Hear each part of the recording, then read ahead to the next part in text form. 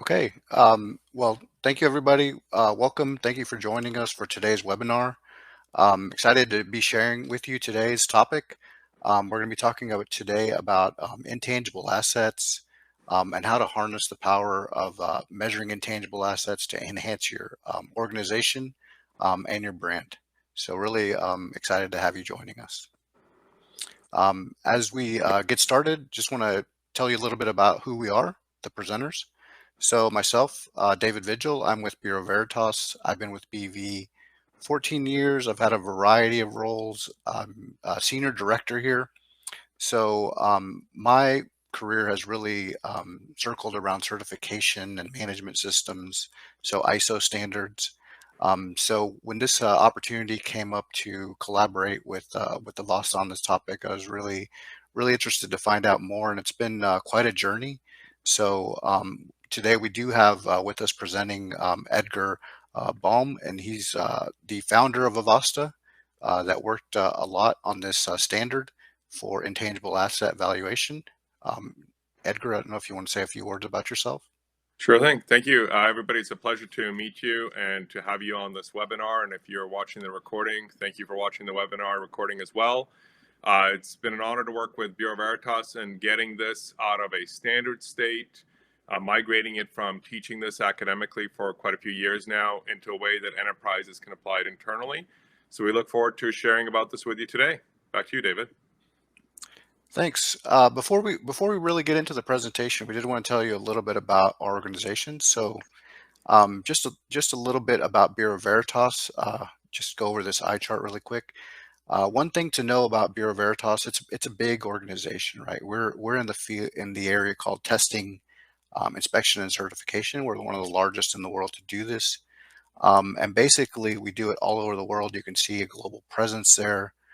Six main businesses doing everything from testing for lead, paint, and toys to making sure that there's no gluten in food. So quite a variety of industries that we serve. And you can see there almost 400,000 clients. So we do service quite a bit of the companies around the world. And we've been doing this for a long time. If you see the next slide, it shows a little bit of the history about our company. And that's one thing that really, when we started looking at this standard, one of the most important things about Bureau Veritas is longevity, right? That's what gives Bureau Veritas its credibility. We've been around since 1828, and really every step of progress in industrialization, we've been able to adapt to that. And you can see there in the Industrial Revolution, we were able to adapt to that, and then globalization, becoming a global company, expanding from Europe and expanding our global footprint. So thinking about how valuable this is to us, and as we look forward to what's coming in the future, because 190 years Bureau Veritas isn't done yet, it really became interesting to see how this standard sort of correlates to our mission and how our mission correlates to the standard going forward. So if you look at the next slide, you'll see we're really positioning ourselves at Bureau Veritas to look at the next mega trends at what's happening, right? So things like corporate social responsibility, green services, our green line of services that we're expanding because that's what's becoming important. And so I think when we're making these strategic decisions about the direction of the company, it can be a little bit discerning. You've got 190 years, almost 200 years of history. Are you making the right choices? Are we going to be around for another 200 years? And so finding out more about how to measure these intangible assets and protect your brand really became an interesting area, not just as a service, but as something that could be used within Bureau Veritas. So really excited to share more with everybody here today. But that's a little bit of background as to why Bureau Veritas is really, supporting this standard and working with Avasta on this. And now I think Edgar will tell you a little bit about Avasta's background. Thank you so much, David. It's a pleasure for us to go and do this. And Avasta really falls into three areas as an organization. We are an advisory firm where we're utilized by organizations on taking our expertise in intangible asset measurement and intellectual capital measurement in identifying new growth opportunities. Market expansion could be repositioning, could be turnarounds, and frequently we're working around in M&A transactions where these intangibles really are a challenge around what drives value. So most of our client bases are senior leadership. They have us work with their teams, work with their boards to be able to make it happen. One of the areas that allows us to be able to go and do this is our extensive work around training. So the work that we're delivering professionally, we're also making available through training. And this is why we have gone and partnered with Bureau Veritas to take our expertise in the ISO brand evaluation standard and the pending intellectual capital in the boardroom standard to go and give this capability to organizations internally. Because having it sit in outside the company in a pool of experts really creates a disconnect in strategic decision making, acquiring customers, knowing how to go and get the best talent for your organization. So we're passionate about training and really proud of the fact that Bureau Veritas is able to provide an independent stamp of certification that on top of the education content that we're making available. And lastly, we're building the platforms around this. So the great thing is that in the training that is coming through the certification program with Bureau Veritas, some of those tools and practices are actually going to be made available. So we're very passionate about making our work as openly accessible as possible at Avasta, and we look forward to giving you an opportunity to see how the certification can go and really give you a competitive advantage in the world today. So on that note, what are we going to go and cover today? We're going to go and cover why intangible assets matter, how they're reflected through the customer and the brand. How does this brand evaluation framework work? Many of you may not have gone and heard of this term before. Well, the reason is because it's brand new. The standard got published in 2019, and we're still actively working on it every single month on getting it to the next level. And then we're going to give you a walkthrough of the course offerings and kind of what you can expect in both our imminent, actually our currently outstanding hour-and-a-half course in terms of getting deeper into the content and the pending 3-day certification programs that are going to be coming out. So let's dive in. So why do intangible assets matter? And some of us may not even really know what we're talking about in terms of intangible assets. So let me start with what a tangible asset is, because this should be much more relatable. Tangible asset is something you can physically feel, touch.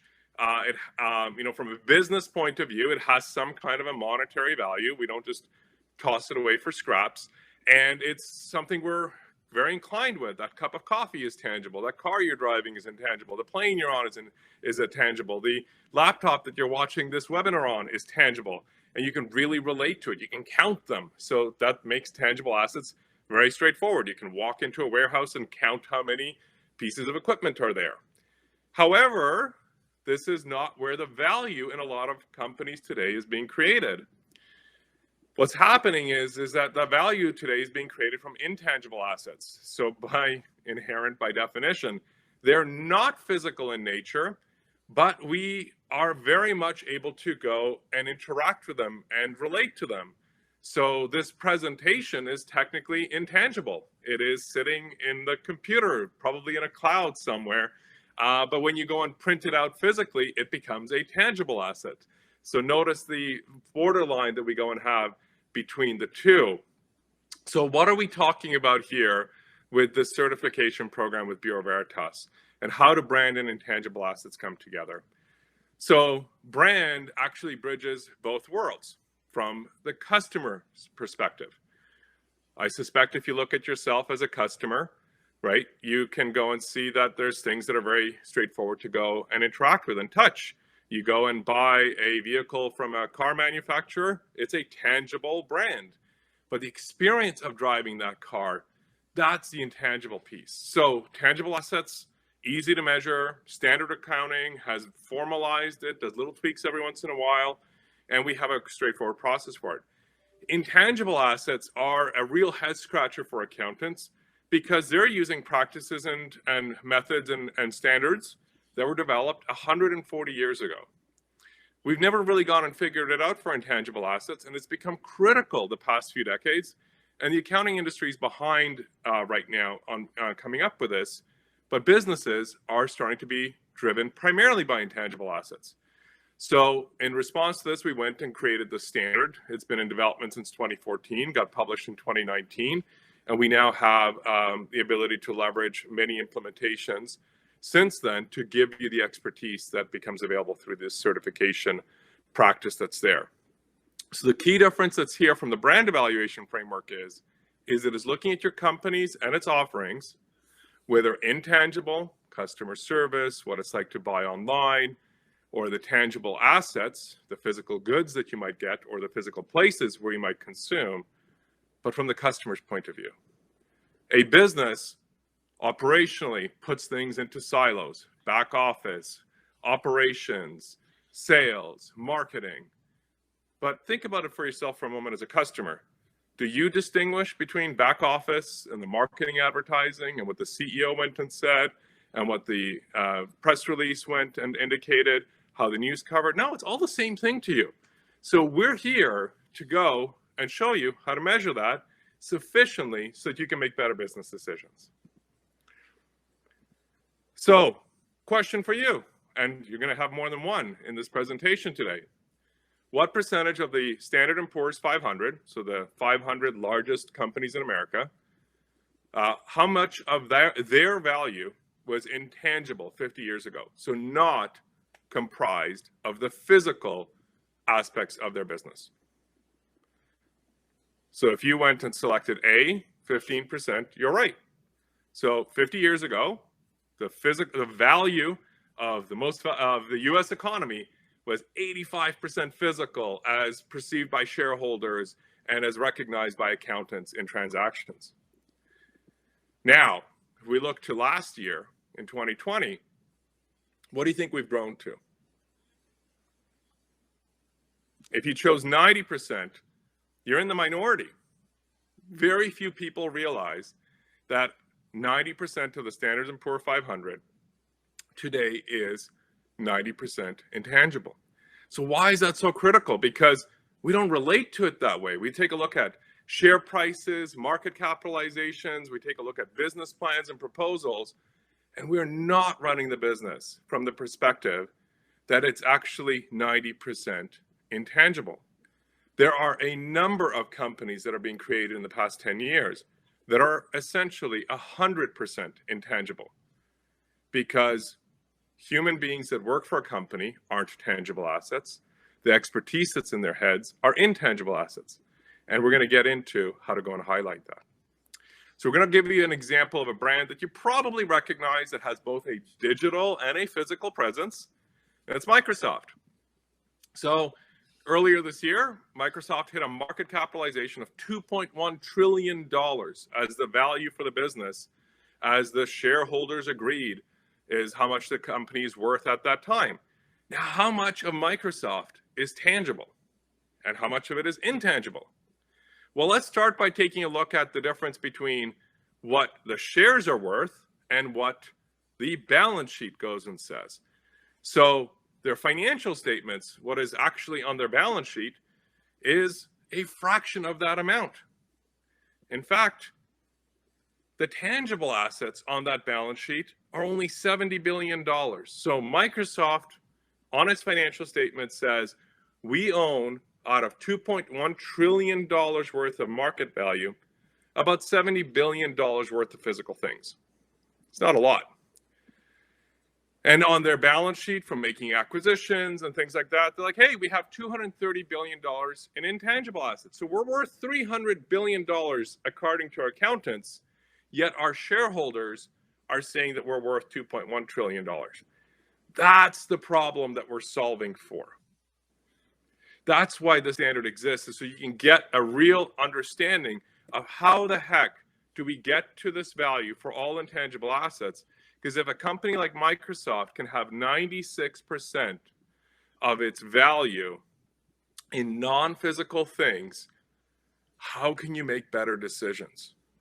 So if you're working for a public company and you're on this, this webinar or watching the recording, go and hop online and see how much your company's worth. If you're working for a private company or you own a private company, start thinking about it for a moment. Look at your financial statements and really consider, are we worth what our balance sheet says? or are we worth a lot more? My assertion is you're worth a lot more than your balance sheet. The question is, how do you articulate it? So let's get into some of the closer to the day-to-day side rather than the conceptual aspects that we just saw with Microsoft that's there. So how commercial value is reflected through the customer and the brand today is very different than it was 100 years ago or even 50 years ago.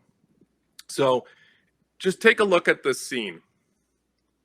You probably recognize some of these brands. You probably recognize the city that this is probably in. And you'll notice that there's a whole bunch of different people.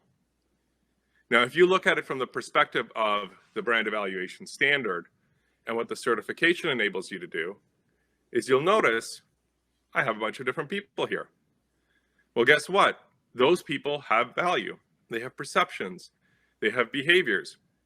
They have a wallet that they're going to be willing to go and spend on some of these brands that you see on the street. So really being able to understand who you want to pay attention to is the critical answer in business today. You may have gone and heard a lot about customer experience and customer oriented and customer centric. Well, what we're going and talking about is actually measuring who do you want to be customer oriented with? Who do you want to be customer centric with? Because you cannot do it with 100% of the population.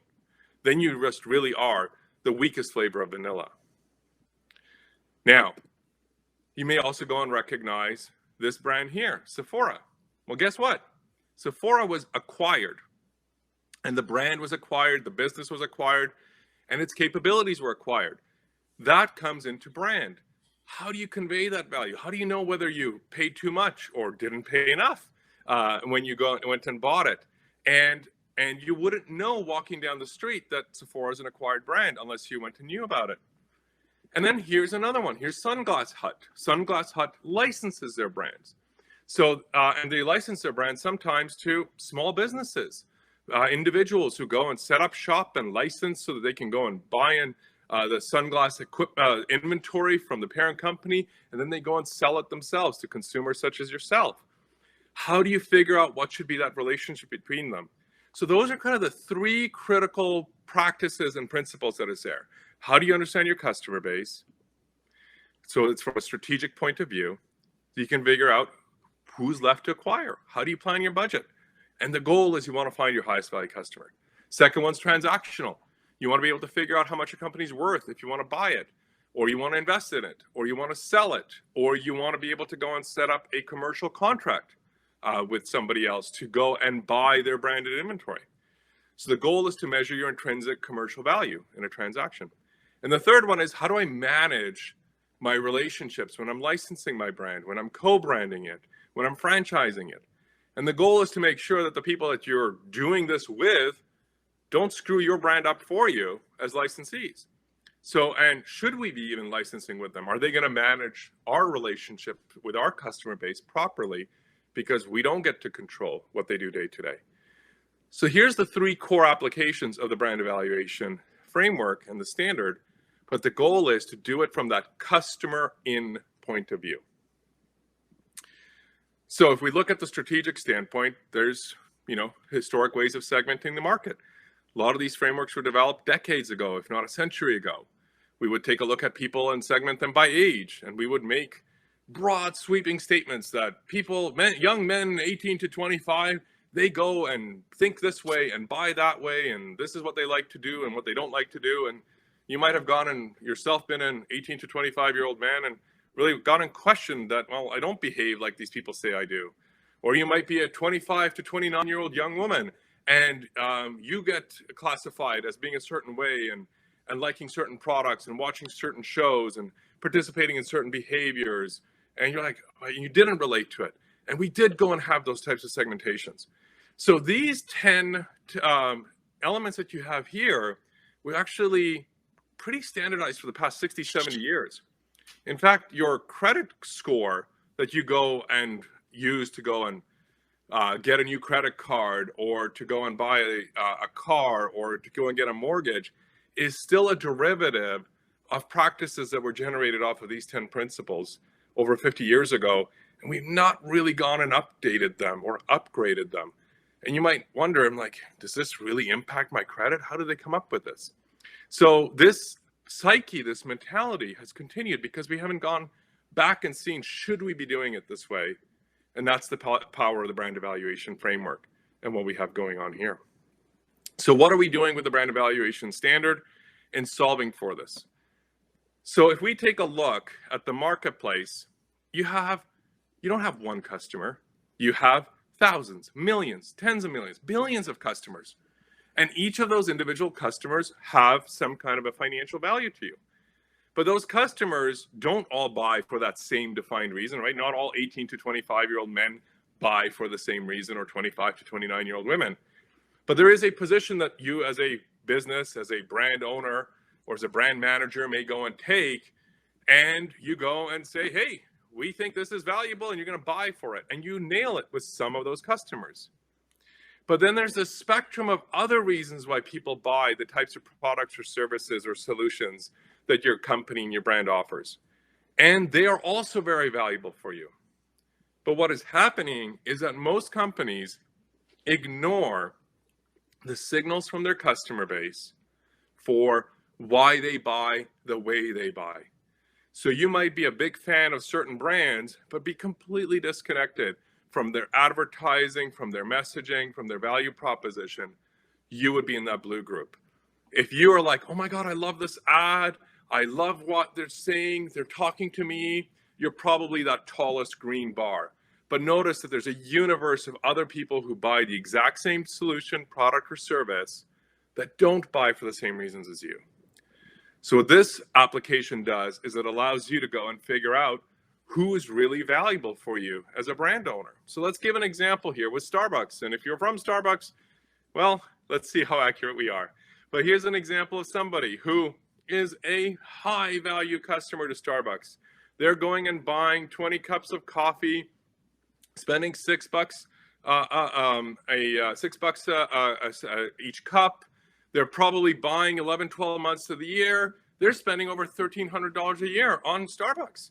And guess what? They are a high value customer to Starbucks, but not everybody's going and buying this much. So what do we do about everybody else? Well, you might have other customers that are infrequent buyers, but boy, when they go in, they spend a lot of money. But they don't buy for the same reasons. They don't buy for the same motivations. They're not there as frequently. In fact, they might be turned off by some things that Starbucks does that isn't relevant to them, but the things that does matter to them, they really go and enjoy. Then you could go and have another type of customer who loves the brand, loves the product, but is really, transactionally incentivized. And they don't spend nearly as much money, and they may not be the one you want to go and focus on.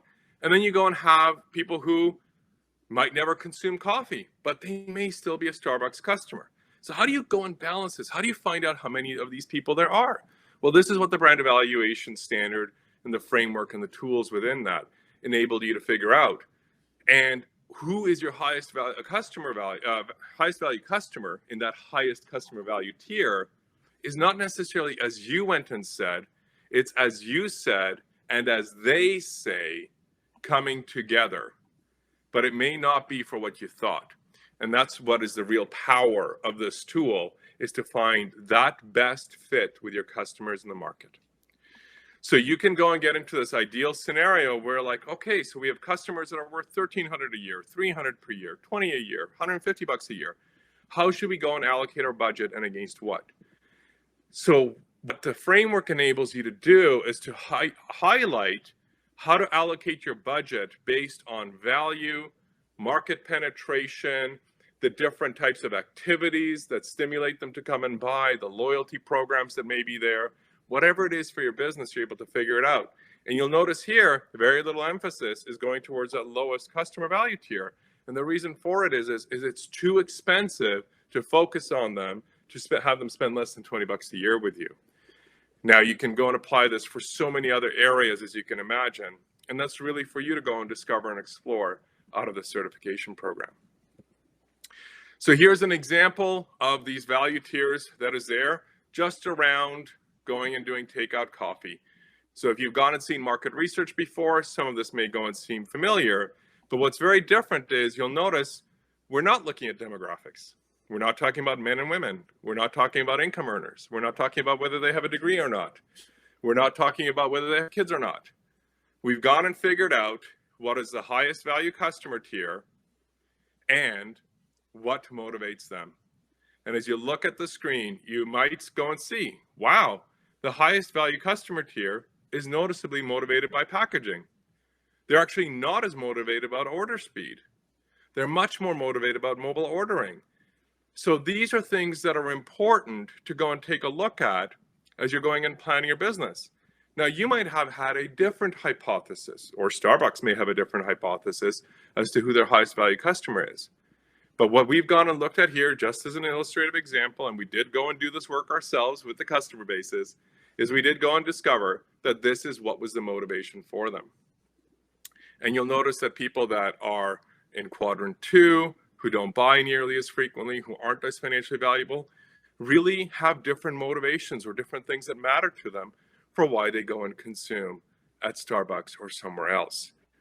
So this starts giving you a non-demographic understanding of your customer base, and instead starts becoming a brand-driven understanding of your customer base. Who's really drawn to your brand, and are you going and delivering on what it requires?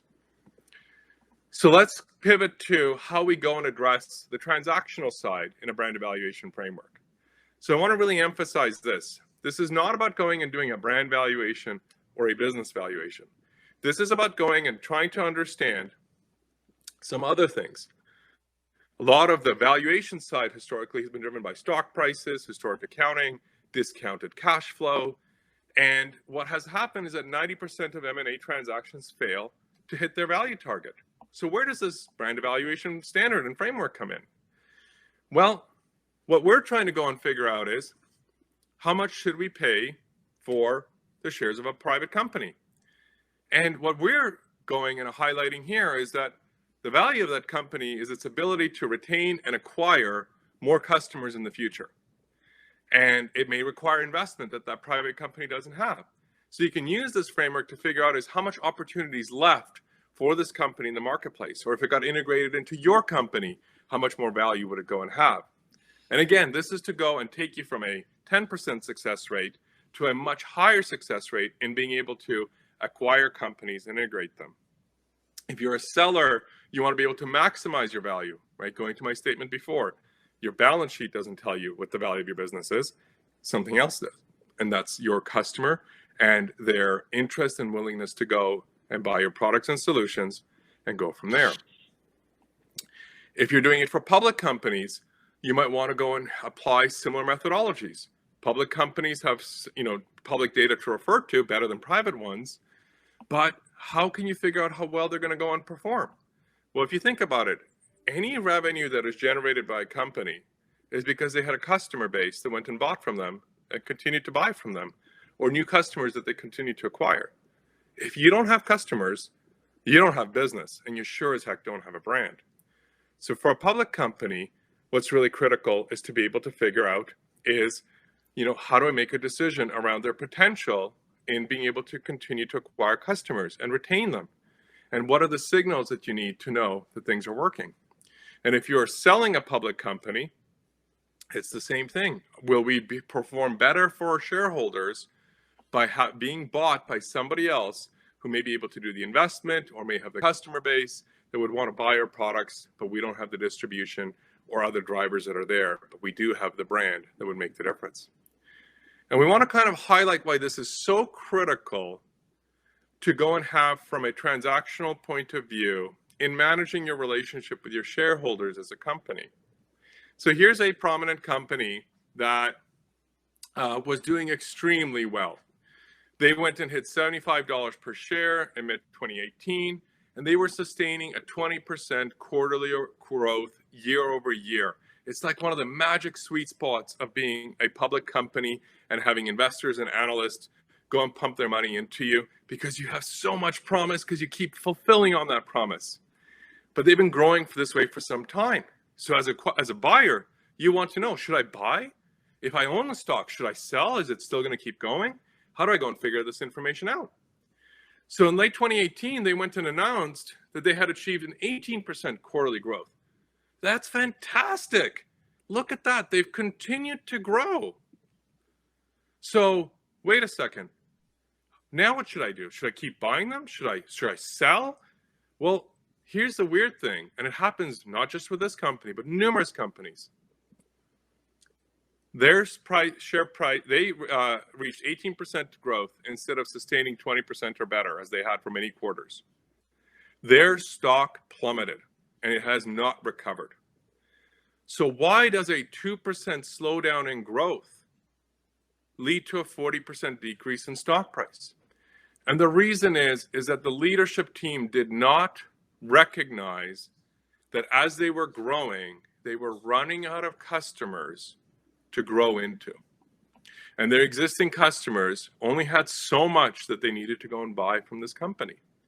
And that was what was missed by this leadership team, which impaired the value from its peak. And if you were somebody who owned shares and weren't looking at this, you got hit. And if you were somebody interested in buying this company, you would have waited if you'd gone and applied the brand evaluation standard to go and see that they didn't have much of a customer base left to sell to. So this is why it's very critical to be able to use these insights to see, do we have the potential remaining? Do we need to pivot? Do we need to change our strategy? So in retrospect, what's the best time to be a seller or a buyer in this situation? That's all of the procrastinating that we go and do when it comes to stock markets.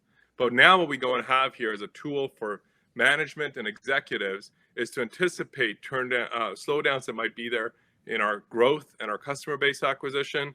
And if you're somebody who wants to really understand the portfolio of brands that you're going and investing into, you can go and get some deeper insights into that too. So I want to walk into commercial oversight, which is the third key application. And there's a lot of questions that have here because there's so many different applications that can exist. So if you are somebody who wants to go and get a license from a prominent franchise, you might want to know, is this the place that I want to go and pop up a store? Do I have enough demand? And there's a lot of practices that are in place to be able to figure out these things out. But frequently these licensing costs, these franchise fees, they're all fixed across the country, across the world. And does the local customer base actually justify that demand that's there? And if you are somebody who is wanting to go and license your brand to somebody else, you might be underselling because you're going to be having a flat price and the marketplace is going to be super high demand and your licensee might have to pay a bit more. So it creates more intelligence for you as a franchise owner or as a franchisee in what to be able to do. And as a franchisee, imagine going back to the customer applications of this, is you can figure out how to best serve your local customer base under one of these umbrellas that you're licensing from. On the licensee management side, it's the same thing in terms of being able to understand, will we go and have the demand for these brands if we go and license them? Will we go and have the customer base in those markets or in those applications that will take that brand and buy products in those and services in those different areas of applications or in those different geographies? How can you go and adjust your licensing price by being able to understand this? How much potential is remaining? How much you need to invest? These are all applications that you can go have around licensee management. And then the another key application that is here is that by understanding the customer base and the different customer bases that are there for different brands, whether they are the Super Bowl or whether they're a tennis star or whether they are a pizza brand, is that you can go and figure out is if the partnership or the endorsement or the product placement is actually going to hit a common audience that has value for you before you go and spend those tens of millions of dollars to do so. And if you're on a co-marketing management point of view, will that jointly promoted brand go and drive revenue and customers to you that you otherwise wouldn't have gotten at that same price? And what's the balance of the relationship in co-branding? Should you go 50-50? Should you go 70-30? So being able to figure out where that advantage is for both brands by looking and seeing whether you actually have an overlapping customer base that has a higher value combined than separate is one of the most beautiful applications of this capability that we've gone and seen since the standard came out. So let's talk about how does the brand evaluation framework work. So let's start with a question again. What's the most expensive part of building a brand? If you selected C, you're right. You can identify an opportunity, not too expensive. You could even build the offering, but actually getting it to the market, getting the distribution, getting your customers to buy, that's frequently the most expensive part. Now, the good news is each one of these four things is becoming less expensive. So if we're trying to reduce the cost of bringing the offering to market, what we really want to be able to highlight is make sure that we've actually qualified that opportunity that we went and identified. So the mindset that is there from the brand evaluation framework is what we call define, analyze, strategize. So in define, the brand evaluation standard and the framework that comes with it gives you the guidelines and the minimum necessary steps and actions that you need to take to go and really get your hypothesis around your business and your brand and that customer base that you want to be able to go and target. And it goes and tells you what are the brand elements or points of difference you want to highlight. Make sure that you systemically capture what ways that you are supporting the brand or others are supporting the brand that are outside the company. What are the activities that you are investing into versus what are the activities that benefit or detract from your brand that others are investing into? So consider that if you have some competitor brands to yours, every single time that they go and advertise, put things on sale, they're actually affecting your brand. Are you measuring that in your organization? If not, you're definitely going to want to use the standard because you're going to get some understanding on how to do that responsibly. Also be able to figure out why do you think your brand is strong and different, but do it in a view from the perspective of the customer base and see who do you understand in that spectrum of customers that we went and talked about. Then you get to analyze your results. And we go and give you the frameworks and the practices of how to do this, going and using different research methodologies, both with your current customers and your potential customers and other stakeholders that are critical for your brand to succeed. And you're going to be able to figure out how to calculate those highest value customer tiers. And then that goes and gives you the ability to strategize because you now start getting a sense of who do I really want to focus on? How many highest value customers are left for us to go and pursue? Maybe we should look at alternative strategies, alternative markets. You're able to start anticipating the future demand for your brand and your solution, your products and your services before you discover that it has disappeared from underneath your feet. So to be able to go and get that, there's 5 key aspects. One is the brand development and the brand strength. Internally, you start with defining this as an organization. You then go and test it, but you also go and calculate what is the financial brand effect.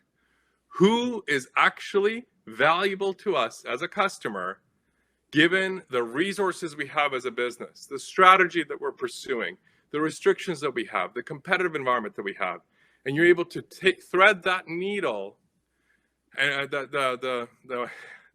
the thread through the needle to be able to figure out where that value is. And then you start getting into this continuous improvement cycle. So after you do this once, the standard actually gives you the foundations, and the training and the certification gives you the foundations to now start tweaking the brand development and the brand strength and monitoring and reporting it and really testing various strategies, ideas, brainstorming that you might have inside the company and see, will they add value or detract value from your strategy and your overall business. So there's a lot of benefits in mastering the brand evaluation framework.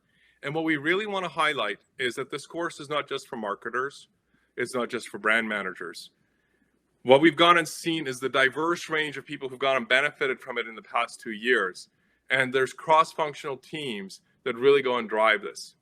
You can go and have a relationship between brand marketing, finance and accounting, customer data, customer experience, product development, strategy, sales. So why do I go and emphasize this?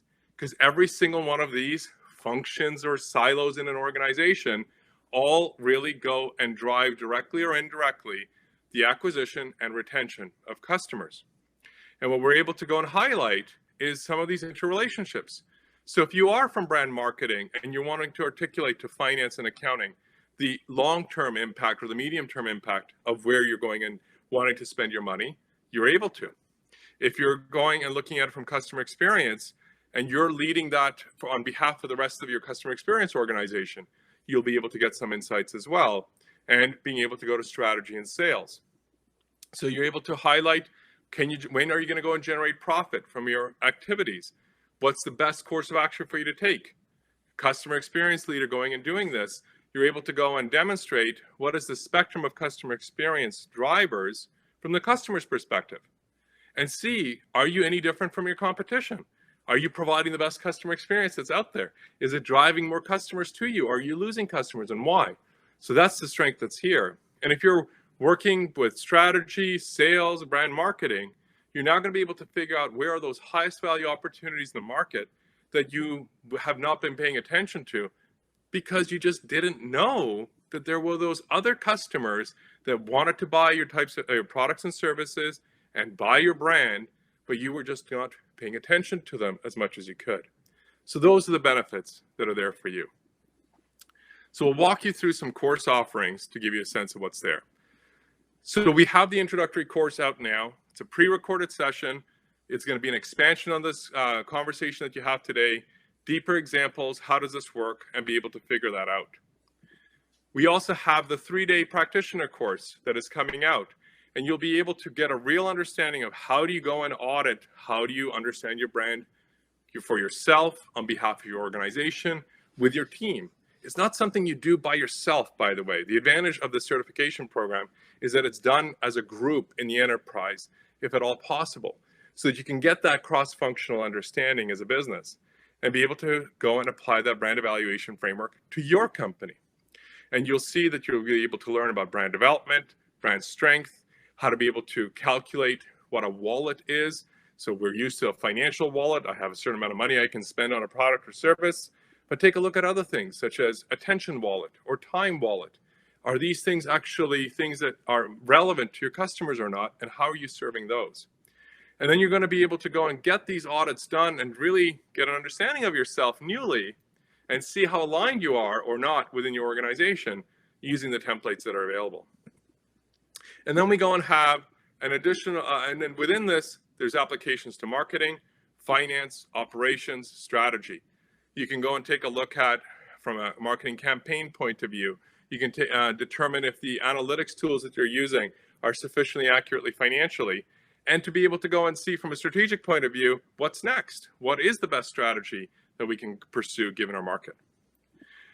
And what becomes available for you upon completing the 3-day course is a certification from Bureau Veritas on being able to apply the standard that you'll be able to leverage and start applying the day after you complete the course. So on that note, we hope you've gotten a sense of what this certificate program from Bureau Veritas can enable for you. Hopefully it has struck some imagination and has seen you go, has had you go and see some of the opportunities that there are in applying this for a great benefit to your company and your peers.